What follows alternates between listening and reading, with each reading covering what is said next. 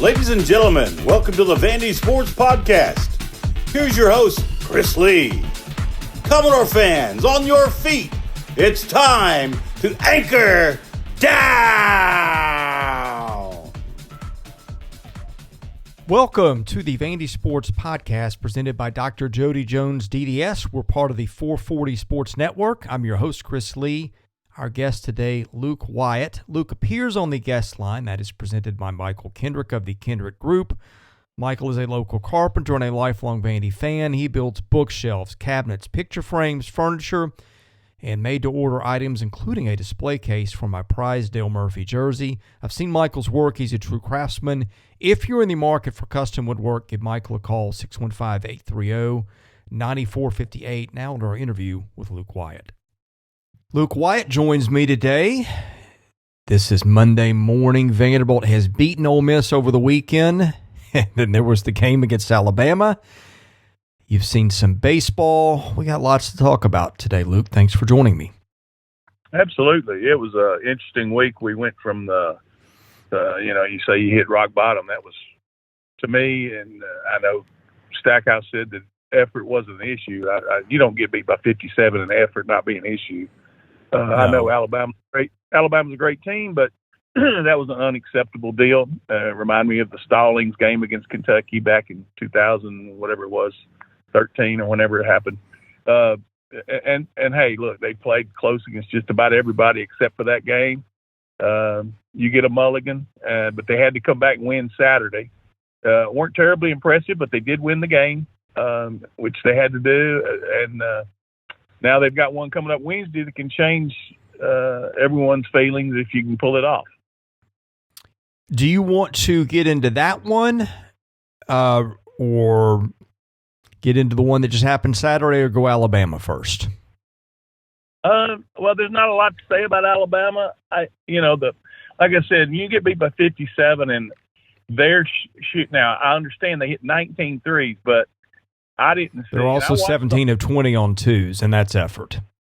Yeah, and that's effort. And when they would just take the ball down the gut of your defense and dunk it, I've never seen so many dunks. It looked like the Harlem Globetrotters against the Washington Generals. I mean, it was embarrassing. And I know that everybody knows it's embarrassing. There was a point in the game where, actually we got outscored 62 points because we scored the first 5 of the game. So from that point forward, they outscored us by 62.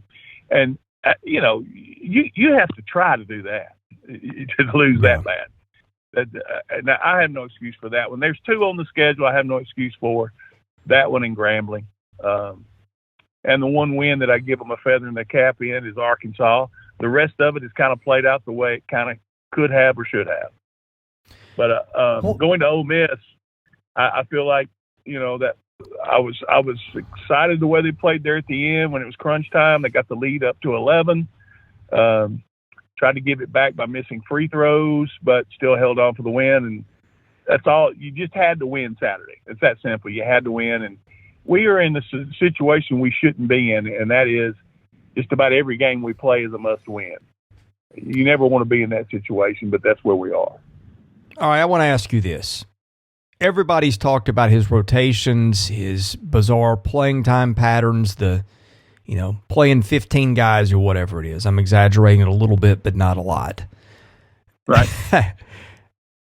Saturday, you saw him coach in a more normal fashion. Minutes, Lawrence 37, Mannion 33, Robbins 32, Studi 27, Thomas 24, Malora Brown 14, Smith 19, and Amsong and Lewis each with 7. What do you make of that?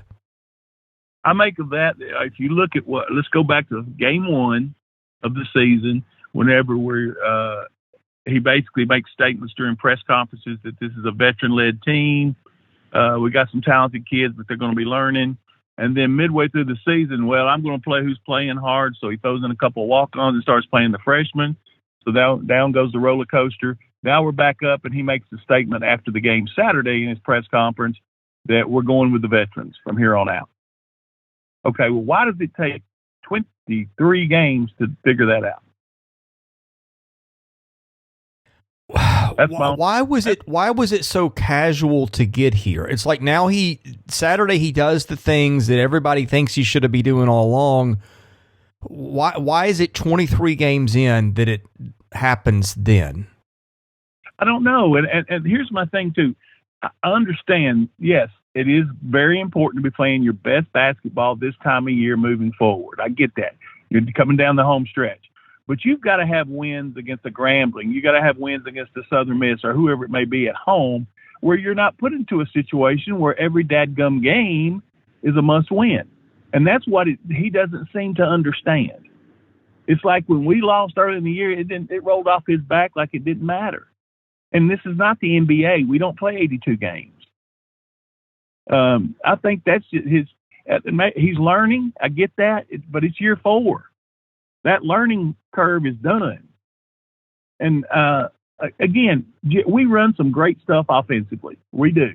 I love some of out of that, when we do call a timeout, the play coming out of the timeout was beautiful, where we got the backdoor layup, I think, by Tyrin. When we run a set play sometimes, and we're not just running off motion, we usually get a great open shot. But, that part of his game I don't have a problem with. It's all the ancillary stuff, the handling of the media, all that, but we're going to find out. He can, listen, what we do Wednesday night will determine a whole lot. Because if you go out there, I've said it all along, the league's not great. Tennessee's last 2 games have averaged 50 points a game. It was a rock fight between them and Auburn Saturday. I know it's 2 good defenses, however you want to put it. But we'll get open shots Wednesday, and if we can make them, we can beat Tennessee. If we don't, we come out and play like we did in the second half in Knoxville, then we'll get boat raced. Okay, the Ole Miss game. Yes. 2 guys were tremendous. Tyrin Lawrence and Liam Robbins both had double-doubles. Robbins was 3 blocks away from a triple-double. It was those kids who won them the game. No question. I will have to throw one to Quentin Malloy-Brown as well. I thought he played excellent. 10 points. I don't know how many rebounds, but Q was very good as well Saturday. I thought Colin Smith in his limited minutes did a great job in the first half. I really liked that part of the game, of what he did. I think if you get that rotation down to 8, figure it out, and no one gets in foul trouble, that moving forward, you can win some games. There's a lot of winnable games left on the schedule. There really is. Well, they may have done that. They got the rotation basically down to 7 if you exclude Ansong and Lewis. And, of course, Jordan Wright would be 8. He was not healthy and not playing. And I hopefully will be back soon. But the concussion protocol is only 5 or 6 days. So he could play tomorrow night. It depends, I think they'll probably test him today. Yeah. Yeah, I mean, concussion's what I heard. I don't know that I'd said it publicly, but I guess it's been out there. So, it is. Yeah. Anything else on that one or Alabama? Or I know we're going to do some baseball talk too, because you got to see them scrimmage the other day. What order do you want to go in? We've also got the mailbag to do.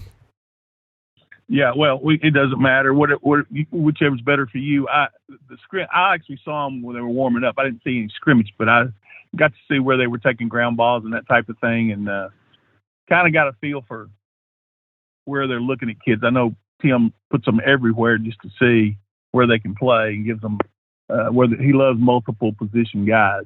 But I think Joey did a great job on the board of outlining what he saw at Lipscomb, and I wanted to kind of back that up.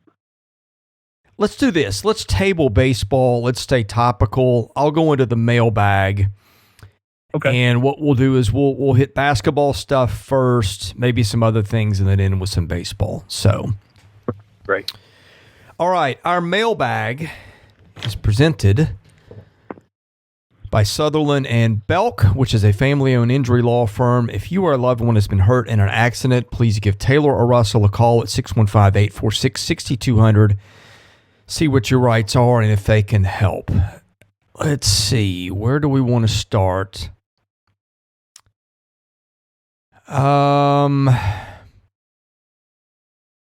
right, let's go here. JDL Cav, you had previously indicated in a response to a question that decision makers judge coaches and make their hiring and firing decisions on the coach's body of work as a whole and not in response to an individual game. Is it still fair to assume that whoever makes a hire-fire decision for Coach Stackhouse will view Vanderbilt's loss to Alabama as a loss like any other? If not, why not? Well, if it's a one-off, like hopefully that was, that's all you look at. I mean, Kevin Stallings coached another 10 years at Vanderbilt after his. So if that's the only time it happens, yeah. Now, when you get 2 of those in a year or 3 of those in a year, it becomes a huge problem. So, yeah, I don't think it's alarming. Common sense tells you that's alarming because when you get beat by that many points, it's not just a performance thing, it's an effort thing as well. Yeah. Okay. Woody VU 66. Now that Stack has saved his job by barely beating one of the worst teams in the SEC Memorial, what year should we expect his first NCAA tournament trip? In year 6, 7, or 8? Well, obviously that's tongue in cheek. If Stackhouse is here in year 6, 7, or 8, I mean, he won't. In my opinion, if it isn't in year 5, he won't be here any longer. So we won't see a 6, 7, or 8. Frida's boss, Luke, can you talk about what Stackhouse does well, what he does poorly, and what ultimately the Vanderbilt decision makers will decide his fate on? Yeah, just mentioned that a while ago. What he does X and O wise, and obviously I think the kids love him for the most part. Either that or they're putting on a heck of a show. I love what he does offensively. I'm a little disappointed in our defense. I think he thought that we'd be better defensively. And if you held a gun to his head, I think he would tell you that right now. And if they were better defensively, I think there'd be 2 or 3 more wins on there. So as much as we talk about rotations and who's playing and who's not, it's the team defense that's probably been my biggest disappointment as far as the basketball part of it. And then the other thing with him is how he handles the media and the ancillary stuff. There's things that he says like the scheduled loss, and then after the game the other day, he's talking about, I can't wait to watch North Carolina and Duke. Look, no one cares that you want to watch North Carolina and Duke. We all know you played at North Carolina. We all know you played in the NBA. That's not what you're here for. You're here for Vanderbilt and to win games at Vanderbilt. That's all we care about. VU Superior, what would you think about adding an enclosed club level below the Crow's Nest at Memorial Gym, sections 3A to 3E? I would actually agree with that to an extent, although I would put them in 3F and 3L in the end zones because those are the seats that are the toughest ones to sell. I think that's a great idea to have something there because the days of 15,000 or 14,626, whatever it is now, are pretty much over. And if you get to a sellout, it's because you're going to be playing a Kentucky when they're really, really good, and you have 7,000 and they have the other 7. So, yeah, I think if you brought capacity down to 12,000, Memorial would still be just as loud, and you could really use that space for something profitable. What do you think the crowd's going to be like on Wednesday for Tennessee? Probably the worst of the year because Kentucky was during the week, but Tennessee fans are all here in Nashville. They're everywhere. So it'll be probably 6,000 Vandy, and it'll be 50-50 or 60-40 Tennessee. The students are the key. They can drown out a lot of that stuff if the students show up, and they should. There was still even quite a few at the Ole Miss game. But if they show up Wednesday night in mass, the sound and all that will be good. Those end zones is where your problem is because they all sit. That's going to be all Tennessee in that end zone behind their bench going all the way up. So it sounds so loud because they're all grouped together. This season of the Vandy Sports Podcast has been made possible by my friend Dr. Jody Jones, DDS. When it comes to general or cosmetic dentistry services, Jody is the best in Nashville. Just check out his client list. It testifies to that. He sees movie stars, music stars, athletes, coaches, you name it. Jody is the dentist of choice for stars in Nashville, but he sees regular folks like you and I as well. What people love about Jody's office is the ambiance. It's relaxing, it's friendly. Someone described it to me as a tooth spa. Whether your needs are general or cosmetic, go see Jody today. Call him 615-270-2322. See him at 55 Music Square East, not far from downtown or the Vanderbilt campus. Jody is a former Vanderbilt football player and a huge Commodore booster, so go and talk Vandy sports with him while you're there. Go see Jody Jones today. Thank him for his support of this podcast, because without it, this season would not be possible. 60-40 move the needle in anything, or does it not matter? Because, I think you and I are both thinking, and the Chancellor's the wild card in this. It just sounds like everything I hear coming out of McGugin and everything that I hear, or maybe don't hear is a better way, coming out of the agent community, it just seems like he is getting another year unless it's just a disaster from here on out. Well, I agree with that, but I still think if we don't get to the NIT, that he should be gone. That's just my feeling. That's an opinion, and it's only because of what next year looks like. Next year, right now, of course, you don't know how many people will transfer and how many kids will come in and what we might get in the portal if there is a mass exodus. But if you're almost damned if you do, damned if you don't right now. Next year's not going to be a good year for Vanderbilt basketball unless this team sets the precedent and rallies. If this team rallies, plays well, everyone stays, the kid has eligibility left, then there's a positive note going into next year. Without it, either way, it's going to be a long year, and you're back to square one again next year. The Chancellor's the wild card in all this, isn't he? He is. Listen, he and Gordon Gee are the only two that have really given the time and the care to athletics, genuine time and genuine care.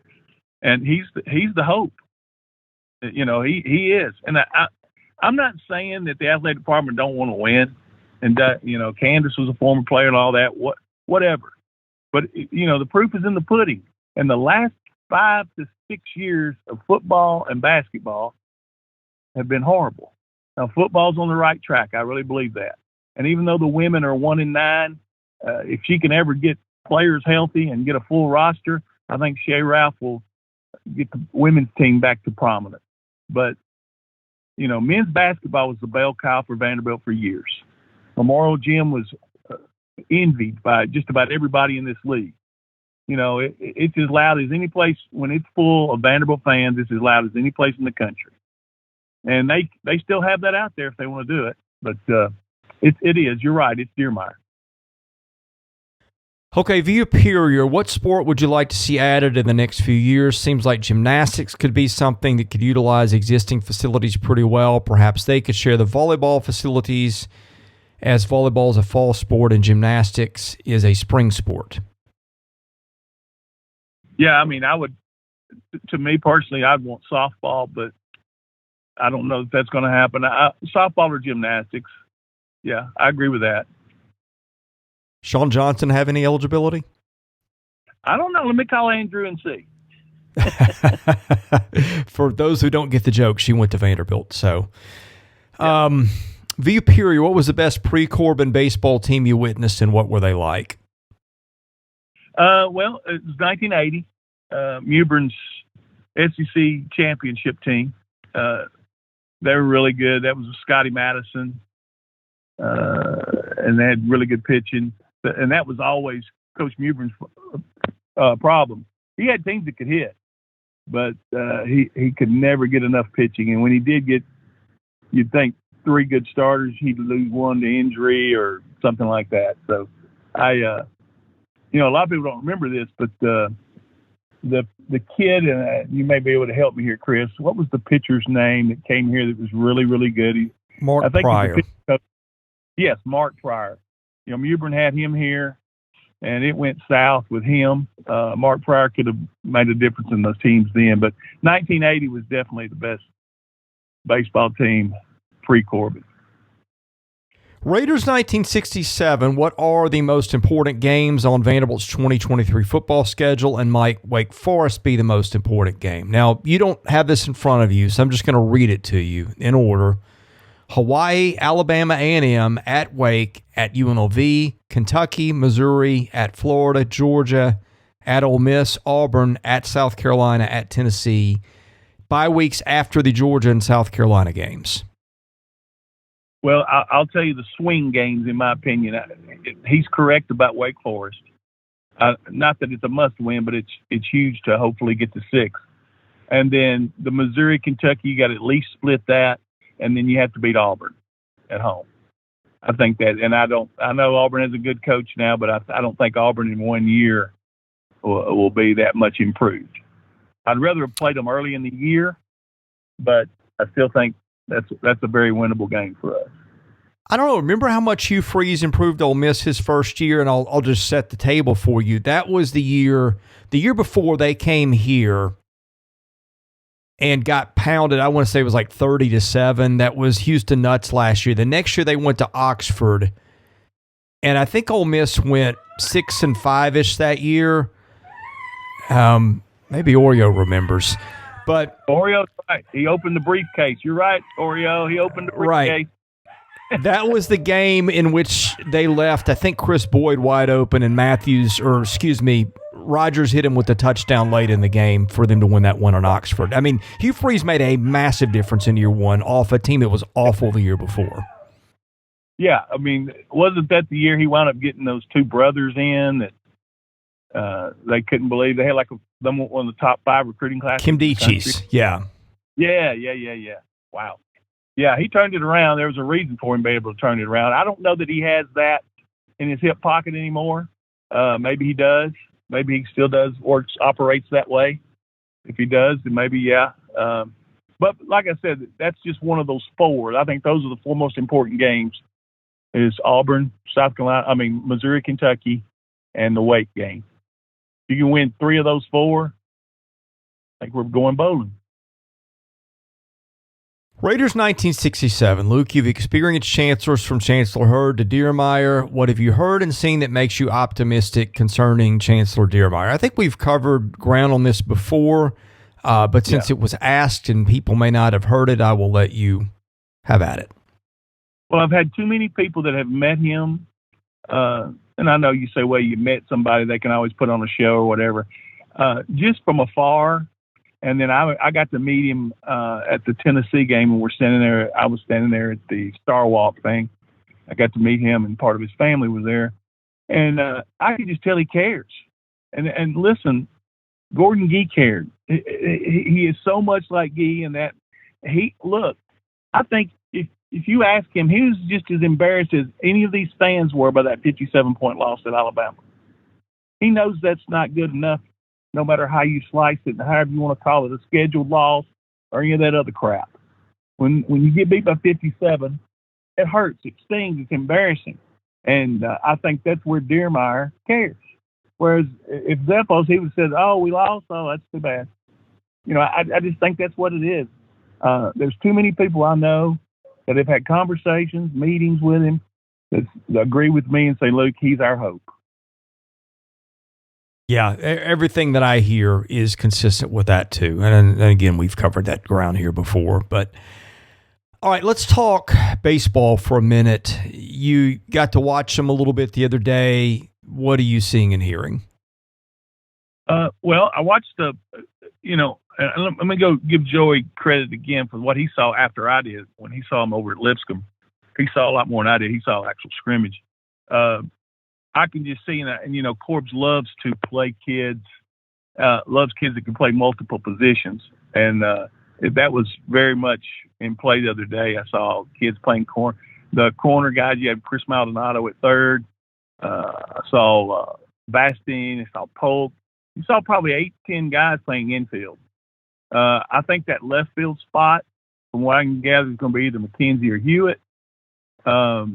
Interesting enough, and I don't know how Brownie does the pitching, the kids who I kind of looked at as not being contributors this year, I may be wrong on, and that J.D. Thompson, David Horn, they looked actually pretty good. I was watching one of them throwing the bullpen, and it's just a bullpen, but those kids are talented too. And I didn't count on them playing this year, and they may not. But I just see the pitching depth is such a, Tennessee has probably the best rotation, but as depth-wise, I think our stacks up with anybody. It's just going to be a matter of, do we hit enough? And I think we all agree with that. Yeah, I'm with you on that. The pitching, they've just got so many arms, more than they've had in a few years, I think. Is there a locker? That's a synthesis of rocker and lighter. There may not be a locker in here, or Jake Locker for that matter. But Carter Holton might be pretty close, and I just think they've just got more. I mean, you've heard me say this on the pod before. I think they've got more options than they generally have, and they generally have a lot of options. Now, I think the guy to watch, I'm just going to throw this out there. Jonathan Vastine was a kid that I think started for them game one a year ago, which is usually a pretty good indicator of a kid who they feel is ready to play. He homered yesterday off Thomas Schultz, Joey reported when he was there to watch. And Aria Gerson had tweeted about him hitting a home run in a scrimmage she watched, I think, on January the 27th. So, look, if you look on paper last year and what they've got coming back on their lineup, it's a little concerning. And I'm not saying that's not going to wind up to be the truth. I don't know. I'm sitting and kind of watching with as much interest as anybody else is. But Vastine, Diaz, a lot of these kids, it's not like they were lowly regarded prospects. I mean, you're seeing those guys on MLB draft forecast, not first or second round, but you're seeing them getting mentioned as prospects, even after neither hit really much a year ago. Matt Polk's a guy that's been getting some good press through D1 and places like that. We know what they're getting in Bradfield and Shrek, it feels like. Noland really hit the ball pretty well the last few weeks of last year. And I feel like as a fourth-year senior, that's a kid a lot of times. You've seen it with fourth-year seniors at Vandy before. Ethan Paul, Stephen Scott, guys like that. Sometimes that's when you have your best year. I know that you look at it on paper from last year, and a lot of people see it as, I'm not going to say hopeless, but they've got a dim view of it. I'm not telling you that's wrong. That may end up being right, but there's some context around some of those guys that if it's a lot better than people think, it shouldn't be a complete shock either. Well, I think this, we talk about the guys like Vastine. When we saw the flashes from him, Polk, the stretch that Bolger went through where he was hitting everything, to me, this year is the year all that comes to fruition, where those flashes become more the norm. And right. I think that's the reason why I think we will become a good hitting, at least middle of the conference type team. I've heard some rumors out there. I don't know if you have, Chris, that there's some things going on possibly with the bat and the ball and the glove and all that. I don't know. Oh yeah.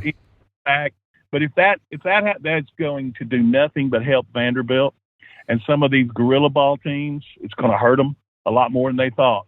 I'll be interesting to watch the numbers as they unfold.